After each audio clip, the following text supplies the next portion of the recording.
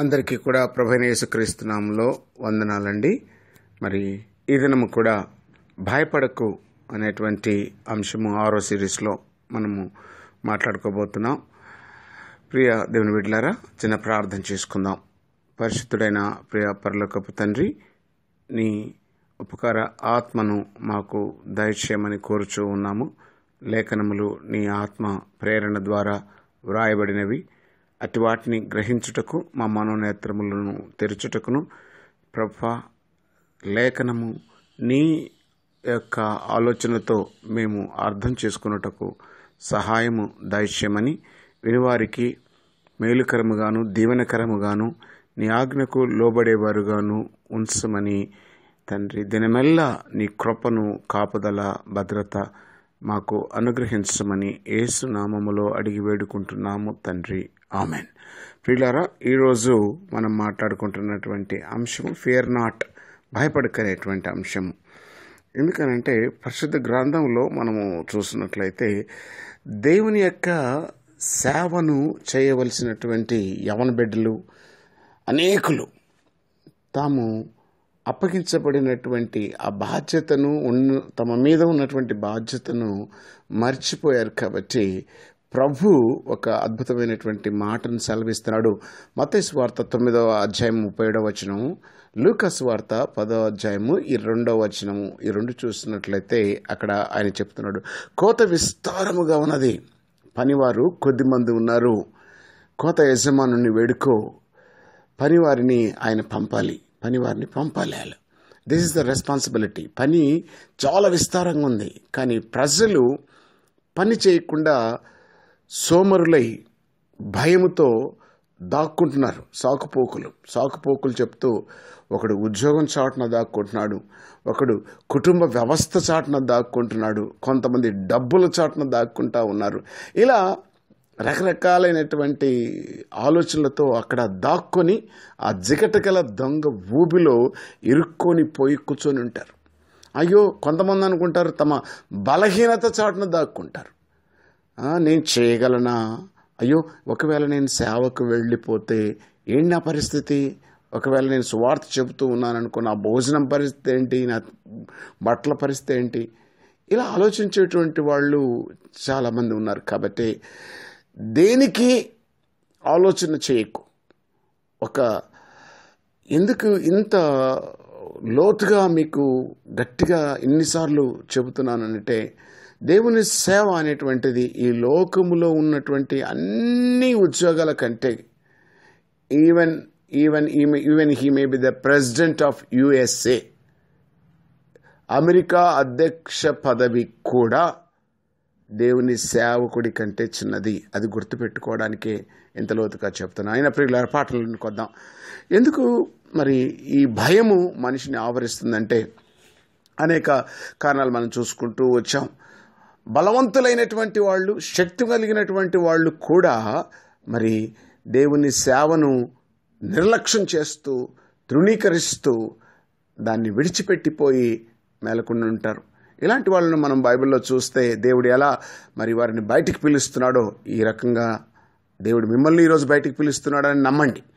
అటు వాటి నుండి బయటికి రావడానికే ఈ ప్రయత్నము. పరిశుద్ధ గ్రంథములో న్యాయాధిపతుల గ్రంథము 6వ అధ్యాయము 7వ అధ్యాయంలో చూస్తే అక్కడ యెరుబ్బయలు అనేటువంటి ఒక వ్యక్తి కనపడతాడు. ఆయన ఒక ప్రవక్త ద్వారా హెచ్చరింపబడిన కూడా ఆయన పని ఆయన చేసుకుంటూ ఉంటాడు. ఏమైందంటే, ఎవరి యెరుబ్బయలు అంటే ఇశ్రాయేలు ప్రజలకు న్యాయాధిపతిగా దేవుడు కోరుకున్నవాడు. అయితే ఆయన అక్కడ ఉన్నటువంటి మిద్యానీయుల గుంపు వారిని హింసిస్తూ చెరపడుతూ ఉంటే ఇశ్రాయేలు ప్రజలు మొరపెట్టారు. ఇశ్రాయేల్ ప్రజలు ఎప్పుడు మొరపెట్టినా కూడా దేవుడు వారి మనవిని ఆలకించి ఒక న్యాయాధిపతిని పంపిస్తూ వచ్చేవాడు, ఒక రక్షకుని పంపిస్తూ వచ్చేవాడు. ఇటు సందర్భంలో ఈ మిద్యానీయులు ఆ ప్రజలను అటాక్ చేయగానే యెహోవా అతనికి హెచ్చరిస్తే అతను ఏం మాట్లాడుతున్నాడు? యెరుబ్బయలు అనేటువంటి మాటకు గిద్యోను అని అర్థము. గిద్యోను అంటే వాదించువాడు అని అర్థము. గిడియోను అతని పేరు. సో అతను ఏమనుకుంటున్నాడు తెలుసా?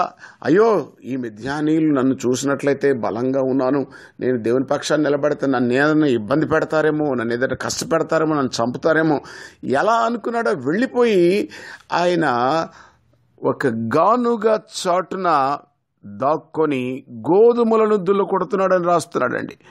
మరి న్యాయాధిపతుల గ్రంథము 6వ అధ్యాయము 11వ వచనము ఎక్కడ దాక్కున్నాడంటండి? చూసారా, ఇక్కడ గానుగ చాటున. సో గానుగ అంటే ఆహారమును ఉత్పత్తి చేస్తుంది కదా. సో అట్లాంటి గానుగను చాటున దాక్కొని అక్కడ గోధుమలు కొట్టుకుంటూ కూర్చున్నాడంట. సో ప్రియుడా, ఇక్కడ యెహోవా దూత 12వ వచనంలో కనపడి అంటున్నది, పరాక్రము గల బలాఢ్యుడా, యెహోవా నీకు తోడై ఉన్నాడు. ఇంత పరాక్రమ కలిగినటువంటి బలాఢ్యుడు ఫిజికల్ థింగ్స్ చూసినప్పుడు, అంటే తన ప్రకృతి సంబంధమైనటువంటి కళ్ళతో పరిస్థితులు చూస్తే ఎవడు కూడా ఏది కూడా అర్థం చేసుకోలేడండి. వెళ్ళి తన ఆహారం కొరకై అక్కడ గానుగ చాటున దాక్కున్నాడు.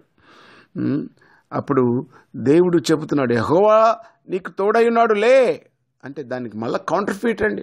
యెహోవా మాకు తోడుగా ఉంటే మాకెందుకండి ఈ బాధలు, మాకెందుకండి ఈ కష్టాలు? ప్రియులారా, యెహోవా ముందుగానే చెప్పాడు, ఆడిన మాట తప్పువాడు కాదు, ఆయన నరుడు కాదు. మీరు పాపం చేస్తే మిమ్మల్ని విడిచిపెడతానన్నాడు. కానీ మీరు పాపం నుండి మరలితే మళ్ళీ తిరిగి నా బిడ్డలే కదా. ఎంత కనికరం కలిగిన దేవుడండి. కానీ ఈ యెరుబ్బయలు ఏమన్నాడు? మమ్మల్ని ఇడిచేసామన్నాడు. ఎందుకు ఇడిచేశాడు? పాపం చేస్తేనే కదండి ఇడిచాడు. లే, నీ ప్రజలను రక్షించవలసినటువంటి అవసరత ఉన్నది. అయ్యా, మరి నువ్వు లేచి బలం తెచ్చుకో. అయ్యా, మరి మా పితరులు చెప్పారు, మా దేవుడు యెహోవా దేవుడు అద్భుత కార్యాలు చేశాడని, ఎర్ర సముద్రమును చీల్చి 2 పాయలు చేసి ఆరిన నేల మీద నడిపించాడని. ఎస్, నిన్న నేడు నిరంతరము మారనటువంటి ఆ గొప్ప శక్తి కలిగినటువంటి ఆ దేవుడు మీ పక్షాన, మన పక్షాన ఎప్పుడూ ఉంటాడు. నేను నీకు తోడై ఉన్నాను లే. ఈ మిద్యానీయులను ఒక్క మనిషిని చంపినట్టు ఈ శత్రు సమూహాన్ని అంతా చంపుతావు. నిజమేనా? నేనా? ఇంత భయంతో గానుగ చాటున దాక్కున్న వాడిని నేను వెళ్ళి ఇంతమందిని రక్షించగలనా? ఎస్, నువ్వే. యెహోవాకు అసాధ్యమైనది ఏదీనూ లేదు. అయితే అయ్యా, నేను ఒక చిన్న పని అయ్యా నీ కోసము నేను అర్పణ తీసుకొస్తాను, ఇక్కడే ఉండు. వెళ్ళిపోయి అక్కడ అర్పణను తీసుకొచ్చి ఆ అర్పణను ఆయన ఆ రాతి మీద పెట్టగానే యెహోవా అక్కడ రాతిలో నుండి అగ్నిని పుట్టించి అర్పణ తీసుకున్నాడు. అప్పుడు కానీ తన యొక్క మనోనేత్రములు వెలిగింపబడలేదు. ఓ, యెహోవా దేవుని నేను చూశాను. ఎస్, మనలో ధైర్యం నింపబడాలి అంటే అర్పణ అంటే ప్రార్థన, జీవిత సమర్పణ. ఎప్పుడైతే మనం కమిట్ అవుతామో దేవుని యొక్క మహాశక్తి, దేవుని యొక్క ఆ పరిశుద్ధాత్మ శక్తి మనల్ని ప్రేరేపిస్తుంది. అయినా మనిషికి ఊగిలిసలాట వచ్చినట్టుగా ఈ గిడియోనుకు వచ్చినట్టుగా వస్తే దేవుడు చెప్తున్నాడు అక్కడ 23వ వచనంలో, నీకు సమాధానము కలుగునుగాక, భయపడకము.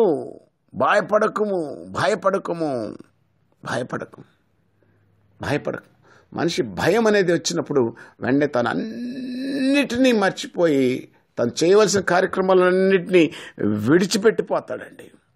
అప్పుడు మళ్ళా డౌట్, దేవా కోప్పడకండి, ఒక చిన్న సూచక క్రియ చేయండి. ఇదిగో అయ్యా, ఈ రాత్రి ఇక్కడ మంచు కురుస్తుంది, నేను గొర్రెబొచ్చు పెట్టాను, చుట్టూ మంచు పడాలి, గొర్రెబొచ్చు మీద మంచు పడకూడదు. సరే, కానీ యెహోవాకు అసాధ్యమైంది ఏదైనా లేదా? కానీ ఏది కూడా ఆయనకు అసాధ్యమైంది లేదు. మరుసటి రోజు అయ్యా గొర్రెబొచ్చు మీదనే మంచు పడాలి, మిగతా చోట మంచు పడకూడదు. కానీ నువ్వు ఏది అడిగినా కూడా, నువ్వు ఏది ఆలోచించినా కూడా గుర్తుపెట్టుకోవాల్సింది, భూమి ఆకాశములను మహాకాశములు సృజించినటువంటి యెహోవాకు నీకు సహాయం చేయడం, నిన్ను పోషించడం, నీ పట్ల ఆయన శ్రద్ధ కలిగి ఉండడం. ఆయన పని చేస్తే నిన్ను అన్యాయంగా వదిలేసేవాడా? ఈ లోకంలో ఉన్నటువంటి వాళ్ళంటి వాడా? కాదండి. నువ్వు ఏది అడిగినా ఆయన చిత్త ప్రకారం ఖచ్చితంగా చేస్తాడు. ఎప్పుడైతే ఈ అద్భుతమైనటువంటి సూచక క్రియను ఆ గిడియోను చూశాడో వెంటనే దండుపాలెంలోకి పోయి నిలబడ్డాడు. రండి ప్రకటించుటకు మొదలుపెట్టాడు. రండి శత్రు సమూహమును ఎదుర్కొందాం ఒక్క పిలుపుకు. అప్పుడు దాకేమనుకున్నాడు? నేను ఒక్కనే అనుకున్నాడు. కానీ ఎప్పుడైతే దేవుని యొక్క ఆత్మ ఆవేశము కలిగిన వాడుగా నిలబడి దేవుని వాక్కును తీసుకొని ప్రజల్లోకి వెళ్ళాడో ఒక్క పిలుపుకు దండుపాలెమంతా కదిలి వచ్చింది. యెహోవా అన్నాడు, గిడియోను, ఇంతమంది అవసరమా? ఏం చేద్దాం? ఎవడైతే ఆ కొండ వరకు పరిగెత్తడానికి సిద్ధంగా ఉంటాడో, ఎవరికైతే భయం అవుతుందో, ఎవరికైతే వణుకుందో వెళ్ళిపోండ్రా అన్నాడు. 2,000 మంది వెళ్ళిపోయారండి. ఆ తర్వాత మళ్ళీ కౌంట్ చేస్తే 10,000 మంది నిలబడ్డాడు. 10,000 మంది నిలబడగానే మళ్ళా యెహోవా అన్నాడు, వీళ్ళు అవసరమా అన్నాడు. మరి యెహోవా వారిని నాయకత్వపు లక్షణంలో ప్రజలు ఎట్టివారు శోధించి అట్టివారినే మనం వెనకంట పెట్టుకోవాలండి. దండులు కదిలేస్తారు. ఒక మంచి సేవకుడు ఏదైనా మంచి సేవ చేద్దాం అన్నప్పుడు దాంట్లో ఎంతమంది నీతి నిజాయితీ గలవాళ్ళు you have to choose and pick. సేవని సేవార్థమైనటువంటి మనసు కలిగినప్పుడు పిరికివారిని పక్కన ఉండకూడదు, సోమరిపోతుల్ని పక్కన ఉండకూడదు, నిద్రపోతులు ఉండకూడదు. వీళ్ళంతా కూడా సేవకు ఆటంకం కలిగించేవారు, భంగం కలిగించేవారు. అనుమానస్తులు అసలే ఉండకూడదు, శోధించేవారు అసలే ఉండకూడదు నీ దగ్గర సేవకు నువ్వు బయలుదేరితే. కాబట్టి వాళ్ళందరినీ దేవుడు తరిమేస్తున్నాడు. ఎటువంటి అజ్ఞానహీనులు, బలహీనులు ఉండకూడదు. అయితే వెంటనే మరి ఆ కొండకు వచ్చినాక అక్కడ నీళ్ళ దగ్గర కుక్క గతికినట్టు నీళ్లు గతకాలి అన్నాడు. దెబ్బకు అందరూ వెళ్ళిపోగా 300 మంది మిగిలారండి. ఈ 300 మందిని కూడా ఆయన 3 గుంపులుగా చేసి ఒక చేతో దేవిటి ఒక చేత కుండ పట్టుకొని 3 గ్రూపులుగా వాళ్ళని అటాక్ చేసేటప్పుడు రాత్రిపూట దెబ్బకు ఆ యొక్క మిద్యానీయుల సైన్యము పారిపోయి ఈ విధంగా ఇశ్రాయేలును రక్షించాడండి. దేవుని వాక్యమునకు లోబడినప్పుడు గిడియోను గానుగ చాటు నుండి బయటికి వచ్చాడు. సహోదరుడా, మరి నీ పరిస్థితి ఏంటి? అలాగే క్రొత్త నిబంధనలో కూడా అండి, శిష్యులు యేసు ప్రభు పిలిచినప్పుడు వలలు వదిలేసి వచ్చారు. పిలవగానే అందరూ ఆయనతో ఉన్నారు. కానీ ఆయన చనిపోయాక ఎవడి దారి వాడు చూసేసుకున్నాడు. ఒక ఆయన అంటాడు, నేను వెళ్ళి చేపలు పట్టుకుంటాను. అయ్యా నువ్వు పట్టుకుంటావు కదా, నీతో పాటు మేము వచ్చేస్తాం. ఏం పని చేద్దాం? ఆయన లేడు. ఆయన ఉన్నప్పుడు 5 రొట్టెలు తీసుకుంటాడు, అనేక మందికి అన్నం పెడితే దాంట్లో మనకు. ఆయన ఉన్నప్పుడు ఏ కోదం లేదు. కానీ ఇప్పుడు ఆయన లేడు. కానీ ప్రభు వాళ్ళను తయారు చేసింది సర్వలోకములో ఉన్నటువంటి నశించిపోయినటువంటి వారిని రక్షించే ప్రణాళిక వారి ద్వారా సర్వలోకాన్ని తీసుకెళ్లాలని ఆయన అనాది సంకల్పం. కానీ వీళ్ళేమో చేపలు పట్టుకుందాం, కడుపు కకృతి, ఆకలి, ఏమి ధరించుకుందామో, ఏమి తాగుదామో, ఏమి తిందుమో, మరణమో, భయం చాటున దాక్కునేటువంటి వాళ్ళు. సో అట్టి పరిస్థితుల్లో యేసు ప్రభు ఆయన పునరుద్ధానుడై వీళ్ళు ఏం చేస్తున్నారు చూస్తే ఓ ఇంట్లో పోయి తలుపేసుకుని కూర్చున్నారండి.